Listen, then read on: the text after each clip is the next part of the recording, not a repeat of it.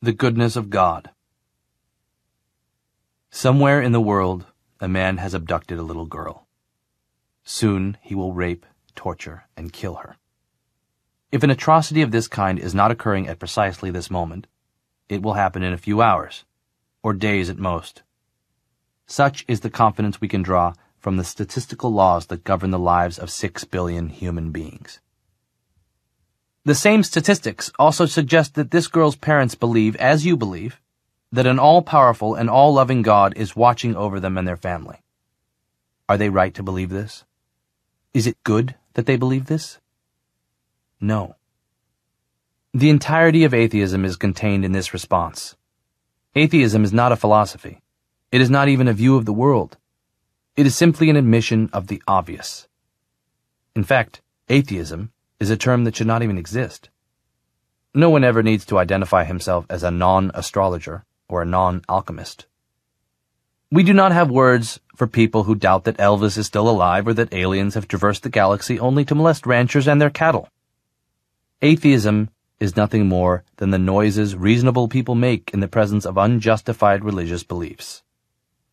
An atheist is simply a person who believes that the 260 million Americans, 87% of the population, claiming to never doubt the existence of God, should be obliged to present evidence for his existence, and, indeed, for his benevolence, given the relentless destruction of innocent human beings we witness in the world each day. An atheist is a person who believes that the murder of a single little girl, even once in a million years, casts doubt upon the idea of a benevolent God.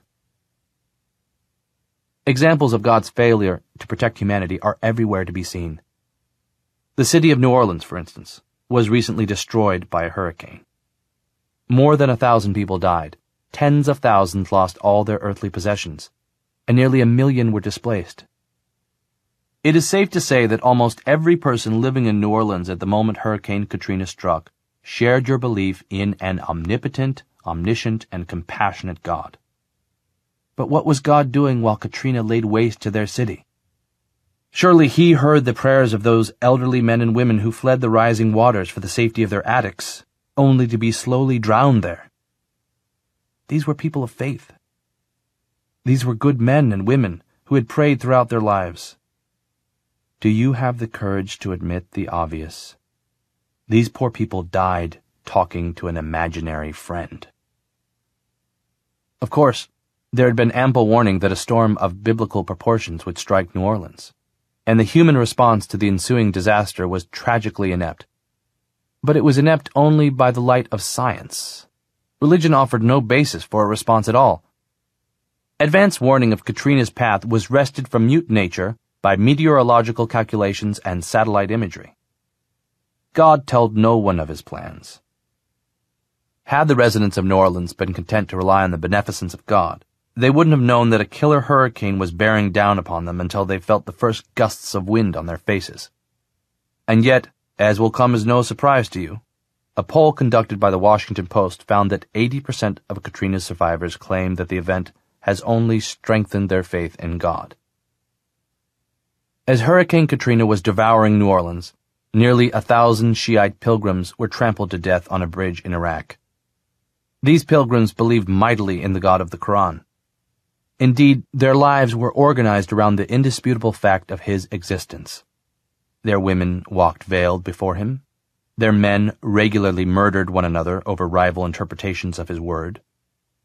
It would be remarkable if a single survivor of this tragedy lost his faith. More likely, the survivors imagined that they were spared through God's grace. It is time we recognize the boundless narcissism and self-deceit of the saved. It is time we acknowledge how disgraceful it is for the survivors of a catastrophe to believe themselves spared by a loving God, while this same God drowned infants in their cribs. Once you stop swaddling the reality of the world's suffering in religious fantasies, you will feel in your bones just how precious life is. And indeed, how unfortunate it is that millions of human beings suffer the most harrowing abridgments of their happiness for no good reason at all. One wonders just how vast and gratuitous a catastrophe would have to be to shake the world's faith. The Holocaust did not do it. Neither did the genocide in Rwanda, even with machete-wielding priests among the perpetrators. 500 million people died of smallpox in the 20th century, many of them infants. God's ways are indeed inscrutable. It seems that any fact, no matter how infelicitous, can be rendered compatible with religious faith. Of course, people of all faiths regularly assure one another that God is not responsible for human suffering. But how else can we understand the claim that God is both omniscient and omnipotent? This is the age-old problem of theodicy, of course, and we should consider it solved. If God exists, either he can do nothing to stop the most egregious calamities, or he does not care to. God, therefore, is either impotent or evil. You may now be tempted to execute the following pirouette. God cannot be judged by human standards of morality.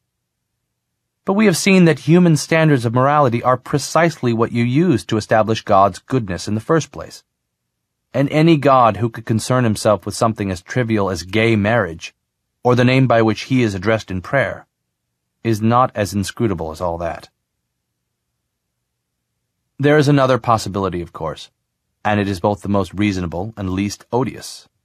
The biblical God is a fiction, like Zeus and the thousands of other dead gods whom most sane human beings now ignore.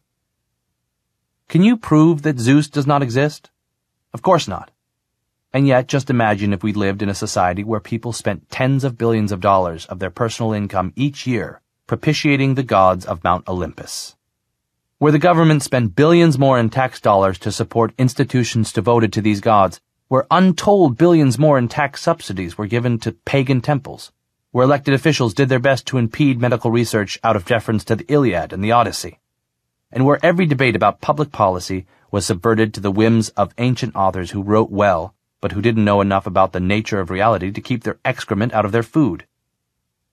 This would be a horrific misappropriation of our material, moral, and intellectual resources. And yet, that is exactly the society we are living in. This is the woefully irrational world that you and your fellow Christians are working so tirelessly to create. It is terrible that we all die and lose everything we love.